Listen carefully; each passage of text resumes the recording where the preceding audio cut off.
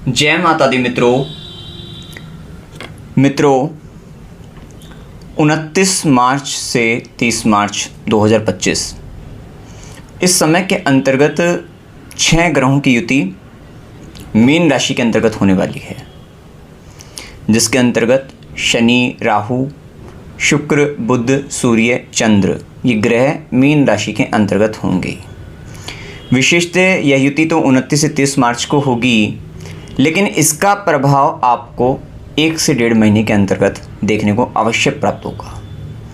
विशेषतः आज हम यही जानेंगे कि 12 के 12 लग्नों पर ये युति मीन राशि के अंतर्गत किस घर के अंतर्गत होगी और उसका क्या प्रभाव आप पर पड़ने वाला है। विशेषतः 12 लग्नों के अंतर्गत जानने से पूर्व आपको ये समझना होगा, चूँकि यह युति मीन राशि जो कि देने की है, छोड़ने की है, साथ ही जल तत्व की राशि है। जल तत्व में इतने ग्रहों का प्रभाव कहीं ना कहीं आपके लाइफ में, मतलब सभी के लाइफ में ये इमोशनल लेवल पर इश्यूज क्रिएट करेगा, इमोशनल टर्बुलेंस लेकर आएगा। साथ ही जल तत्व में इतने ग्रहों का प्रभाव ये भी बताता है कि आने वाले समय के अंतर्गत जल संबंधित परेशानी, पीड़ाएं हो सकती हैं। वो समुद्री तूफान हो सकते हैं, समुद्र से संबंधित, पानी से संबंधित कुछ ना कुछ इश्यूज़, वाटर से रिलेटेड इश्यूज़ होते हुए देखे जा सकते हैं। इसी कारण उसका संबंध, क्योंकि जल का संबंध आपके मन से है, इसलिए मानसिक परेशानी, मानसिक पीड़ाएं, भावनात्मक दृष्टि से ये सारी चीज़ें हो सकती हैं। साथ ही यहाँ पर कुछ स्थिति ऐसी रहेगी, क्योंकि मीन राशि के अंतर्गत है जहाँ पर अकेले ही जाना होता है, तो एक आइसोलेशन, अकेलेपन जैसी स्थितियाँ ये बनती हुई दिखाई देंगी। साथ ही बहुत सारी घटनाएं ऐसी दिखेगी जहाँ पर कहीं ना कहीं प्रकृति से हम कुछ प्रार्थना कर रहे होंगे, किसी न किसी तरीके से मुक्ति के लिए, थोड़ा ऐसी स्थिति बन सकती है। तो विशेषतः कोई ऐसी पीड़ा, आपदा आ सकती है, महामारी भी आ सकती है, तो ये भी संभावना यहाँ पर बनती हुई दिख सकती है। चूँकि यहाँ के स्वामी, मीन राशि के स्वामी गुरु भी वृषभ राशि में गोचर कर रहे हैं, तो यहाँ पर ये भी स्थिति देखने को मिलेगी, क्योंकि वृषभ का संबंध आपके खाने पीने से है, आपके फैमिली से है, आपके फाइनेंस से है, सेविंग से है, स्पीच से है। तो आप देखेंगे कि इस समय के अंतर्गत इन सब चीज़ों के अंतर्गत एक विशेष बदलाव आपको देखने को मिलेंगे कि आपका खाने पीने का जो तरीका होगा वो सब बदल सकता है। आपको कहीं ना कहीं, क्योंकि यह समय बहुत कुछ छोड़ने का रहेगा, देने का रहेगा, मुक्त होने का रहेगा, क्योंकि आने वाला समय के अंतर्गत जो 6 ग्रह की युति ये बता रही है कि अब आपके जो लाइफ का पैटर्न है वो कहीं ना कहीं आप बहुत कुछ चीज़ों को छोड़कर एक नई दिशा के अंतर्गत नए तरीके से जीवन की शुरुआत करने वाले हैं, या बहुत कुछ अभी छोड़ना पड़ेगा। तो उस ट्रांसफॉर्मेशन फेज से आप सभी को गुजरना पड़ सकता है। तो ये सब स्थिति यहाँ पर देखने को मिलेगी। अब हम बात करते हैं कि पहले मेष लगन के अंतर्गत ये युति आप देखोगे कि मेष लगन में 12वां नंबर की राशि जो कि मीन राशि 12वें घर में आती है। तो लगन से मतलब लगन मेष लगन है, तो वहाँ से 12वें घर के अंतर्गत ये 6 ग्रहों की युति मीन राशि में होगी 12वें घर के अंतर्गत। देखिए, आपसे 12वें के अंतर्गत जो कि 12वां भाव व्यय का, खर्चे का होता है, और इतने ग्रहों का प्रभाव जो 12वें घर में होगा, तो ये बात तय है कि आपके जीवन के अंतर्गत खर्चे बढ़ने वाले हैं। कोई बड़ा खर्चा आपके लाइफ में है। अब देखिए, निर्भरता ये रहती है कि वो अच्छे के लिए खर्च होगा, खराब के लिए खर्च होगा। ये डिपेंड करता है आपकी जन्म कुंडली में योग और दशा पर कि कैसा होने वाला है।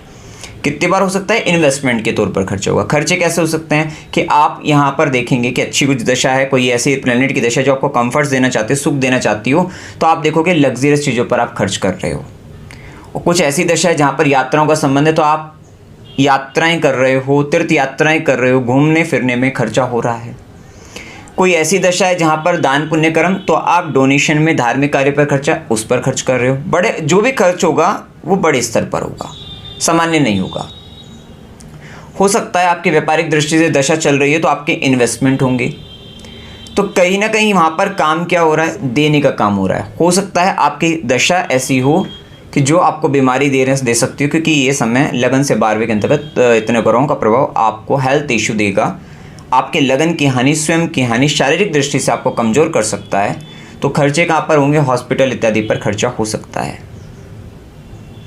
ये समय के अंतर्गत जो व्यक्ति फ़ॉरेन से जुड़ जाए, विदेश से जुड़ जाएं, जन्म स्थान से दूर कहीं चले जाएं, गुरु के आश्रम जाएं और वहाँ पर कहीं कुछ खर्च करने का मौका मिले, वहाँ से संबंधित काम करने का मौका मिले, तो ये आपके लिए सर्वश्रेष्ठ होगा और कहीं ना कहीं इससे बचा भी जा सकता है या गलत जगहों पर खर्च होने से बच सकता है। जो व्यक्ति चाह रहे थे कि फ़ॉरेन से संबंधित काम अटके हुए हैं, नहीं हो रहे हैं, उनके लिए बेस्ट टाइम है कि उनके सब काम होते हुए दिखाई देंगे। तो जो फ़ॉरेन इन्वेस्टमेंट करना चाहते थे, फ़ॉरेन से बिज़नेस करना चाहते थे या फिर इंपोर्ट एक्सपोर्ट के काम हैं, उनके लिए भी अच्छा रहेगा। या कोई जॉब करना है इंटरनेशनल कंपनी में, बड़ी कंपनी के अंतर्गत, बाहर की कंपनियों के अंतर्गत, उनके लिए समय काफ़ी बेहतर रहेगा। बहुत अच्छा रिजल्ट आपको यहाँ पर देखने को मिलेगा। यहाँ देखिए, इस समय के अंतर्गत आप देखोगे कि भोग विलास, ऐश्वर्य इत्यादि पर काफ़ी ज़्यादा खर्चे होते हुए दिखाई दे सकते हैं। हो सकता है घर में कोई फंक्शंस हो, इस तरीके की चीज़ों पर, वहाँ पर भी आपके खर्चे हो सकते हैं। साथ ही मीन राशि मुक्ति की राशि है। आप ध्यान रखना कि अगर आपकी लाइफ में कोई ऐसा इवेंट होने वाला है कि जहाँ पर आपको लग रहा है कि मुझे छोड़ना पड़ेगा, और क्या होता है ना, हम इसलिए ज़्यादा परेशान रहते हैं क्योंकि हम छोड़ नहीं पाते। इस समय के अंतर्गत आपको जीवन में मुक्त होने का एक अवसर प्राप्त होगा। बहुत सारी चीज़ों से मुक्त होना है, और जब हम किसी से मुक्त होते हैं तो अगर वहाँ पर हमारा उस चीज़ को लेकर, उस व्यक्ति विशेष को लेकर अगर मोह रह जाता है तो वो हमें पीड़ा का कारण बनता है। अगर वो मोह नहीं है तो प्रकृति आपको बहुत सारी चीज़ों से मुक्त होने का मौका देगी। तो ये टाइम पर ब्रेकअप हो सकते हैं अगर लव रिलेशन में हैं। साथ ही कोई फैमिली के अंतर्गत भी किसी से आप दूर हो सकते हैं, या वो व्यक्ति आपसे दूर चला जाए, या कोई आपकी जॉब थी तो जॉब से अब वो जॉब छोड़नी पड़ सकती है और दूसरी जॉब की ओर लिए आप आगे बढ़ सकते हो।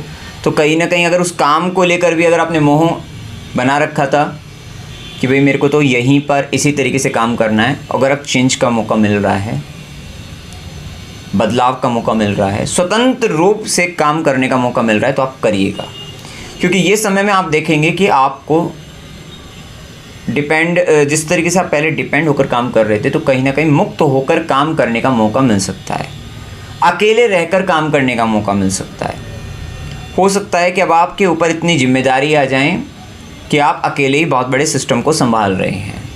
तो ऐसी स्थितियां भी आपके साथ बन सकती हैं। ध्यान ये रखिएगा कि अगर कुछ देना पड़े किसी को, किसी की मदद करनी पड़े, किसी की हेल्प आप कर रहे हो, कर सकते हो, करने का अवसर आपको प्राप्त हो रहा है, उससे पीछे मत हटिएगा। क्योंकि ये मीन राशि के अंतर्गत है। यहाँ पर देना है, बहुत कुछ छोड़ना है, वो सब चीज़ों का आपको विशेष ध्यान रखना है।